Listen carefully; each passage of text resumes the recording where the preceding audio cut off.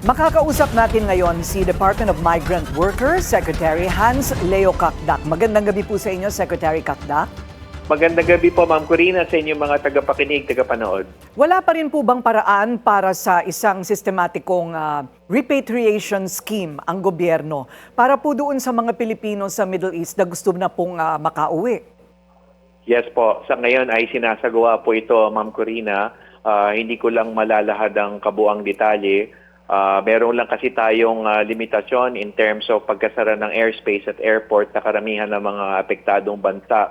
But rest assured, we're currently working on it. We have received repatriation applications for repatriation from OFWs, and we're braced to undertake the same. We just need a bit more time. Rest assured, we're working on it as fast as we could. Pero meron na po bang nakauwi? Sa ngayon ay wala pa, although meron mga stranded sa mga transit hubs.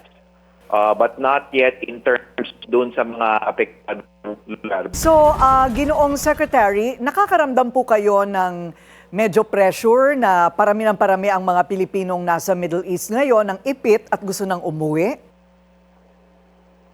Well, ang sinasagawa natin ngayon ay pagtanggap ng mga requests for repatriation assistance. And yes, dadagdagan ang bilang ng mga requests for repatriation assistance. What we're doing for now is provide on-site assistance in terms of food and basic needs and shelter kung kinakailangan. So, higit kumulang mga 2,000 na po ang natulungan natin on the ground.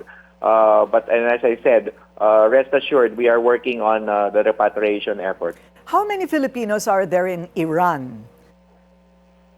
In Iran, merong mga 800 plus, including those who are married to Iranian nationals. But sa talaan ng embahada, around 30 or so, 30 ang OFWs. 30. Okay. At sa palagay po ba ninyo, masasabi ninyo kung alin ang mga pinaka-soft target sa ngayon or yung mga pinaka-delikado ng mga lugar sa Middle East?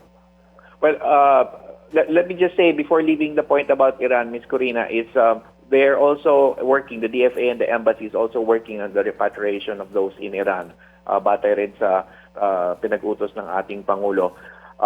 We are seeing na yung mga areas na may requests for repatriation assistance, yun din yung mga areas na may mga more attacks than the others. So by this I mean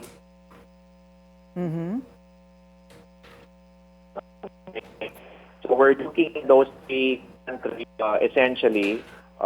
And again, hindi ko lang humalahad ang full details ng kaparaanan, but without the airspace option, the air option, we are looking at other options, and rest assured we are working on the same as we speak. Okay. Can we say that it would be safer for all Filipino migrant workers to be in the Philippine embassies? Lalo kung malayo naman po ito sa mga militar na pasilidad sa iba't ibang bahagi ng Middle East. Oh, then, Ms. Corina, I would go back to the main message of the President actually sa kanyang briefing kahapon, which is safety. Meaning to stay, ang tawag ay shelter in place, which means to stay if their place of residence or yung pinagtatrabahuhan kung caregiver sa Israel, household is safe, then stay where you are. So yan po ang pangunahing payo, and no longer seek other forms of shelter or proceed to the embassy kung safe na kayo where you are. So yan ho ang pangunahing advice. But of course, meron talagang mga cases na talagang kailangan nagre-request silang mai-shelter o mailikas. So in-country evacuation ang tawag namin doon. So meron na ho rin tayong natulungan sa aspeto na yon. And as I said, combined with those given food and basic needs, that runs up to around 2,000. Pero hindi naman ho yung buong 2,000 ang nabigyan ng facilitated accommodation. So kumusta po ang pondo natin? Sapat naman po ba kung sakaling may mga ngailangan ng repatriation at assistance sa mga OFW?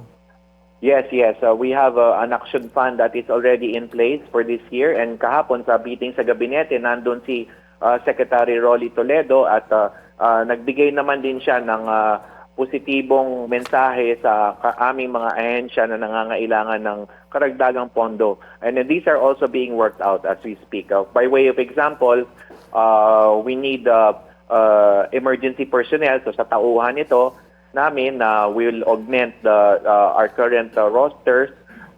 So ibibigay naman po 'yon at that's just one example. And of course, yung kaukulang action fund pondo for financial and medical assistance ay ibibigay din po bilang karagdagan. Maraming salamat po sa inyong oras and good luck, DMW Secretary Hans Leo Kakdak. Maraming salamat po. Maraming salamat, Ms. Corina, sa inyong tagapakinig sa panood. God bless po.